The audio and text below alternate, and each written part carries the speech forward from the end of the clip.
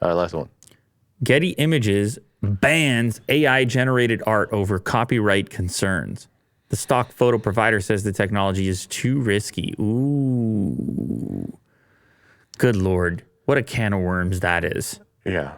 So people started submitting, I'm guessing, AI-generated art to like licensing. So, oh my God. And then they're like, wait, we don't know who this belongs to because this is like a merging of all these other elements that were pulled from other people's creative work. Uh-huh. And what a rabbit hole we find ourselves in. Who owns what?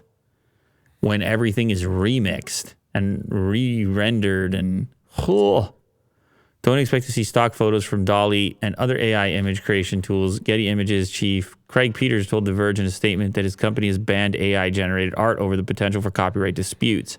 Well, that's the thing. All it takes is a dispute. It doesn't have to be proven. It can be enough of a nuisance. You have a lawyer sitting over there that you're just like, oh God, just never mind.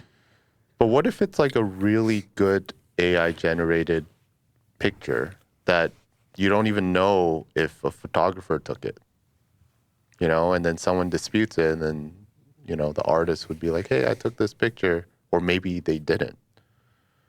The dispute is enough. That's a can of worms. Yeah, the dispute is enough, whether it's justified or not.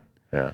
There are unaddressed rights issues with the technology, the CEO said, and this would help customers minimize the risk of their finances and reputations. He didn't say if Getty had already encountered legal trouble with AI-generated content. He noted there was an extremely limited amount of that material on the platform. The company is teaming with the Coalition for Content Provenance and Authenticity to create filters for AI-produced material and is asking users to flag anything that slips through. Oh my God.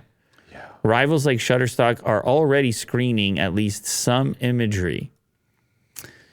Good luck. They got to be training these things like crazy in order to pick this stuff up. Some of it is quite convincing.